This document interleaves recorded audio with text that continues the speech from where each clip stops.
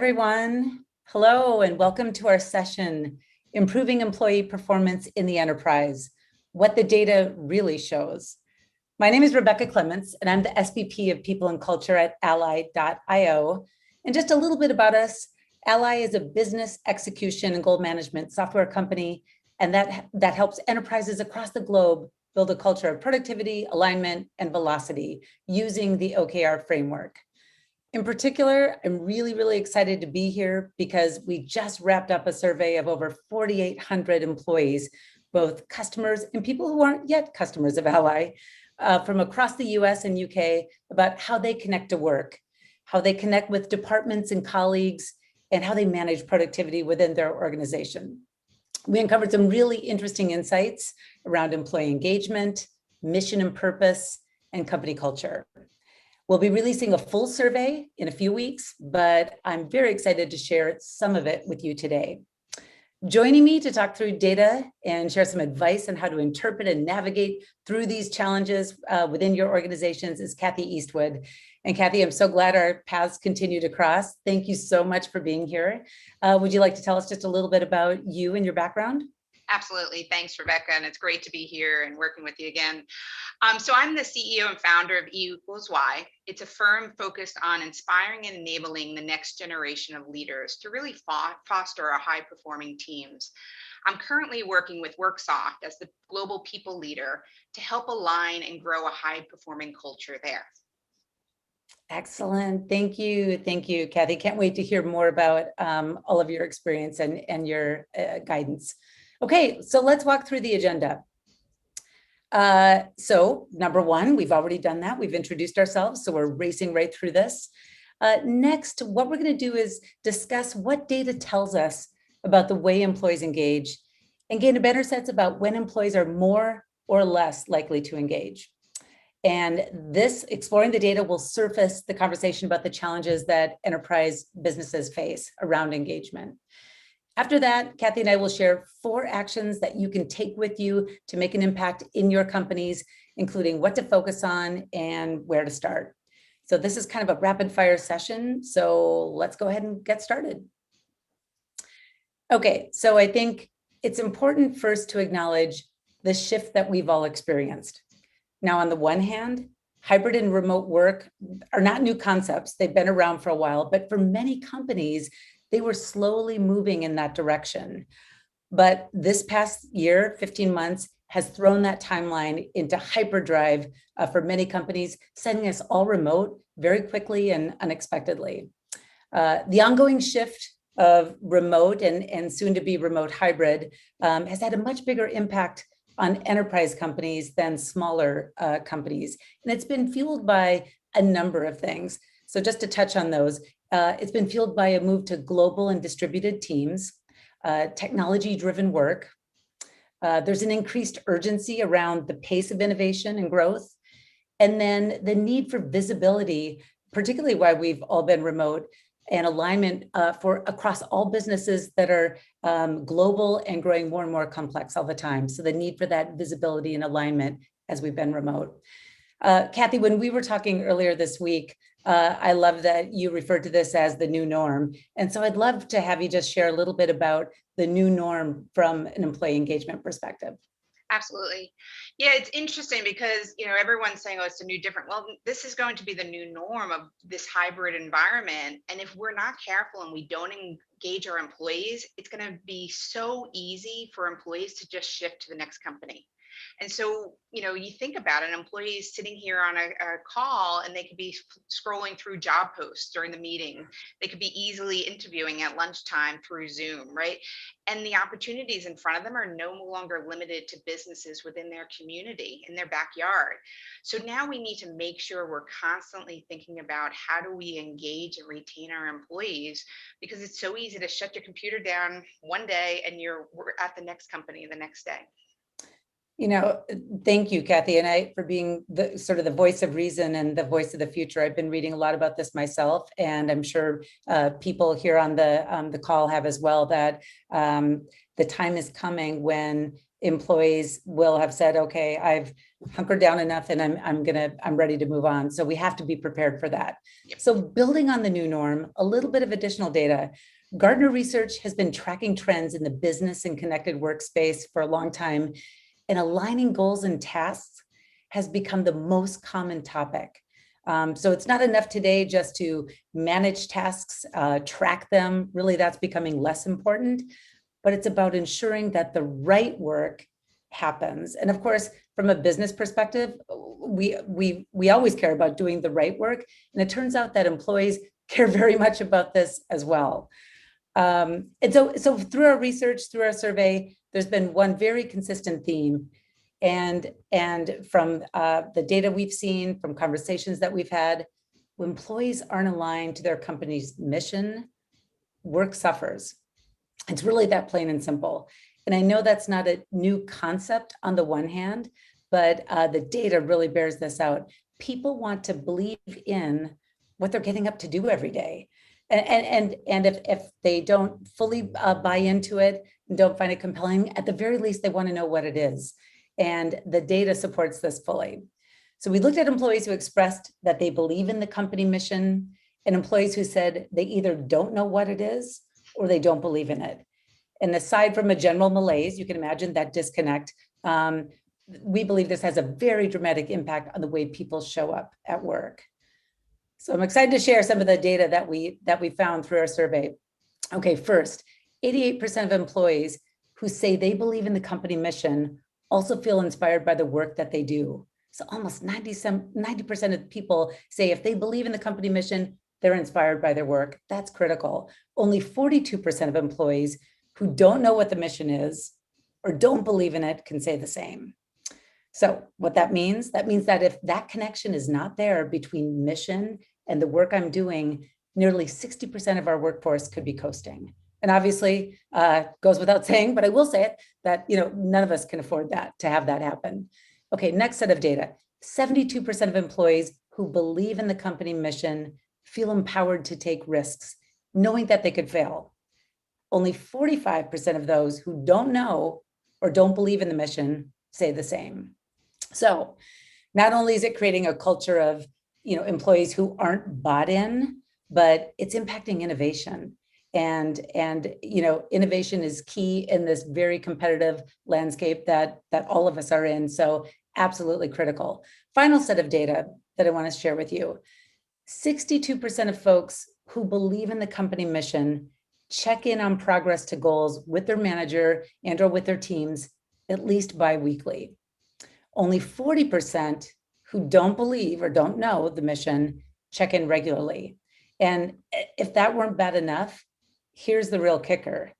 Of that 60% who don't check in regularly, 24% of them say they never check in. They never check in on progress with their team or manager. So luckily, if your team is invested and believes in the mission, that drops to single digits and it drops to 6%. Kathy, talk to us about this. How have you seen this show up in workforces that you've been part of or embedded in? Oh, you can see it right away. And one of the first questions I love to ask the leadership team when I walk in is, what is your organization, your mission, your vision? What are your values? And oftentimes they'll be quick and say, oh, here they are. They may have it printed out. And then I ask the next difficult question. How many people in your organization know it or live it or believe it? And they go, oh, I'm not so sure about that. And then when you start to drill in further, those that really haven't shared it, they don't live it, you can tell because there's a lot of silos going on. There's misalignment across the teams. There's finger pointing. And so you can just tell there really isn't that common purpose of why are we here? What are we doing? But you can tell the difference when you walk into an organization that is running like a well-oiled machine. Everyone's excited, everyone's engaged. You know what that purpose is, and everyone knows it. And that's how you connect to the hearts of the employees, and that's how they are driving results.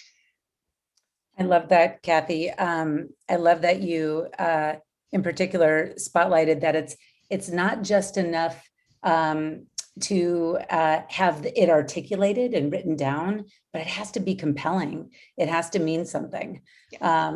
So thank you for spotlighting that.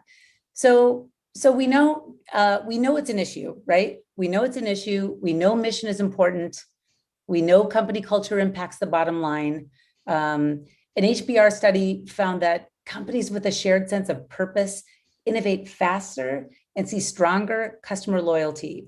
I want to share another data point or another set of data. A long-term study of over 200 enterprise businesses by Cotter International found that good company culture increases revenue by 4 times. I mean, 4 times. So culture isn't a nice to have. And I know you expect Kathy and I to say this, we're people leaders, but the data bears it out. Culture isn't a nice to have. It's not a checkbox. It's not something that you're ever done with. It's a business strategy. It's a business imperative. And all of us should be asking, how do we continue to evolve and improve our culture? How do we make sure that people feel connected when they're spread out globally across multiple business units, multiple teams and departments? They're working from their homes. How do we do that? How do we stay connected in this very distributed global world that we're in? So what Kathy and I are going to do next, we're going to move into the actions, the actionable things that you can take back with you to your organization. And so what I also invite you to do as we walk through the 4 actions and Kathy shares some of her own experiences, we'd love to have you add your own experiences, ideas, or suggestions into the chat. So let's make this lively and interactive and please, because I think the collective insights are really where the strength is here. Okay, so first of all, we know we must set a clear company mission and vision. We know that. It must be clear and it must be compelling. Employees who know and believe in their company's mission rate their company culture at 78 out of 100. So employees who don't align with their company's mission rate their company cultures at 48 out of 100. So there's a clear link. There's a clear link between mission and culture. Kathy, so given we know there's that clear link and how critical it is, what tips do you have for enterprise businesses looking to roll out a mission and vision to their organizations? Yeah, first, I always say you need to think idealistically, not realistically. Right? This is an opportunity to really get people to dream because your mission, your vision, it needs to be inspirational. It needs to provide that purpose to connect to the hearts of your team. Then next, you want to make sure it's a collaborative effort, right? You don't want to do this in a silo and not bring people along the journey with you. One team I worked with, I had each of them build their own personal purpose, and they brought it to the table and shared it with everyone. Then we worked together and we found the elements of each of them personally that we could bring together and define it for the team and for the organization. So they all were vested in the mission and vision and what we were trying to accomplish. And then lastly, you have to become a broken record on this, right? I have a mantra that until you tell someone 7 times in 7 different ways, it's not going to really sink in. So with a strong mission and vision, you really need to make sure it becomes part of everything you do and say in the organization. It's not a one and done exercise, but it is something that you live and breathe and go forward with. Oh, I love that, Kathy, the 7 times, 7 different ways in communication. I've often said that if you feel like you're beginning to over communicate, you're probably just starting to communicate enough. Yeah, exactly. Yeah. Okay, so the next takeaway, next action, empower your teams to engage. One of the things that we found in the data is that clarity creates a culture of collaboration. Now, I don't think that's a surprise to anyone, but the disparity that we saw in the data is, on average, 88% of people who believe in their company's mission say they're aligned with their colleagues. For those who don't believe or don't know the mission, that drops to 55%. So a huge gap for people that understand the mission and there's clarity. It really generates collaboration across teams. Kathy, how do you think about empowering teams and ensure they're connected? And how can people drive a cultural shift to support that alignment across the enterprise? Yeah, I think, when you think about it, and we have to be honest with ourselves, no one wants to be micromanaged, right? People want to be innovative. They want to learn. They want to help shape the organization. And to be honest, they're also the closest to the action, right? They know what needs to get done. So as leaders, it's really important to paint the picture of that end vision. We talked about earlier about being idealistic, but when you can paint that end vision, and identify what the objectives are and the key result, then you can empower others to figure out the best way to help you get there, right? And let them use their innovative thinking and their experiences to help get there. As leaders, our job then is to really answer the questions and help remove the obstacles to let them make progress. So when we're providing the visibility, we can then ask for their input and then get out of the way and help them be successful. I love that. I love that. Paint the picture, paint the vision and then let people go, turn them loose. I love that. Okay, so the next action, third action, measure results regularly. We mentioned earlier that company culture leads to more revenue. I believe the Cotter International study said as much as 4 times the revenue. But here's the thing with company culture, right? It can't be forced. It can't be mandated. That's the narrative, right? And I truly believe that. But there are things that we can do to encourage it, to foster it. And some of those things might not feel that intuitive. And I think one of those things is measurement. Employees who check in on goals regularly with their manager or team rate their company culture significantly higher than those who don't. In fact, individual contributors rate being able to see the progress of their work as the highest factor in feeling engaged. And that's even higher than compensation or praise. So it's absolutely critical. Kathy, again, talk to us about measurement. Why is it so important when it comes to employee engagement? People want to have confidence that they're doing the right thing, right? And the best way to do that is with feedback and being able to measure. And feedback is so much more valuable when you have data to back it up, right? Because then it's not subjective. You have tangible items that you can talk about and say, hey, we said we were going to be here, and we've only gotten to 50% of that. What do we need to do to get to that next 50%? What help do you need?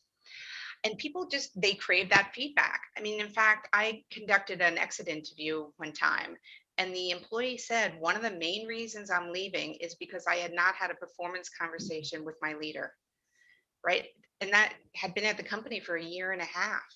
And that does have an impact on why people will stay with a company. If you have a leader that is helping, enabling you, telling you how you're doing, that's how you're going to grow. So understanding what it is that you need to do, painting that picture, it goes back to painting the picture, right? And then measuring the result and showing the progress against it. Having regular one-on-ones, tracking the goals, having quarterly reviews helps enable, empower, and ensure success, quite honestly. So it's a win-win for everyone. I mean, I completely agree. And the scenario you described happens at many companies where that performance feedback is lacking. And the beauty of measurement is that then it's not just qualitative feedback, which is also really valuable, but it's very clear. It's measurable, it's quantitative. So excellent guidance there. And then the final action is around celebrating success. So what we've learned is that 93% of employees who rate their company's culture as 80 or above are inspired by the work that they're doing. So we know that, but we can't just take that as a given and move on. There's a tendency to focus on maybe people who are at risk or who are struggling, and clearly those team members need support, but also our A players, right? The folks who are invested and bought in, their contributions, their work absolutely needs to be celebrated. And in doing so, in celebrating and spotlighting that work, it absolutely has a ripple effect throughout the organization. And so, Kathy, any advice on celebrating successes? This one, my biggest advice is you have to be deliberate about this, right? To me, this is one of the easiest skills to have as a leader, right? It's not hard to say thank you. It's not hard to celebrate, and it's fun, but we often forget. And, so it is about being deliberate in what you want to do. And so the first thing I always say is survey your teams. What does success mean? How does everyone want to be celebrated? right? So some people like public recognition, some people hate it, right? Some people would be very happy with, hey, let me go and take my husband out to dinner tonight, or it may be a call from the CEO, right? So understanding how people like to be recognized, then you can meet their expectations. Next is operationalize rewards and recognitions within your organization. Having a program to remember anniversaries, having executive rewards so people can be identified and called out. So there's a lot of different things, that structure you can put in place to help others make sure they're following it and taking one of the easiest skills. And it's about demonstrating the behavior. So if you want your teams to be celebrating, you need to constantly be looking for those opportunities to celebrate. A simple thank you note, a call out on a team meeting. If you have the values identified, highlighting those people that are exemplifying those values. And then lastly, be creative and have some fun. One of the things that we've recently done is we had met a major milestone, and we gave everyone half a day off the following week, just to celebrate and thank you, because time is so precious. And it was so well received, because they didn't know they were working hard, but then to get to a reward at the end, they just appreciated it so much. Oh, I love that. I love that. And I want to just echo what you said around asking people how important it is just to ask them, how do you like to be recognized? And then to take that forward. Well, Kathy, I can't believe we've already come to the end of our session here. Thank you so much for sharing your wisdom, your experiences. I found it useful. I hope all of you found it useful as well. Just a quick recap on the actionable items to take with you. First and foremost, set a clear and compelling mission and vision. And number 2, empower your teams to engage with one another. 3, absolutely measure results, share those out, and do that on a regular basis. And then finally, celebrate wins, celebrate successes and have fun with it, as Kathy said. And with that, thank you all so much for joining us. I do have just one more closing comment here. If you're interested in strengthening employee engagement in your organization, please swing by the ally.io virtual booth. You'll have a chance to learn more and to win a gift card on Alaska Airlines, now that we're all thinking about traveling. So thank you again, everyone. I hope you have a great rest of the conference.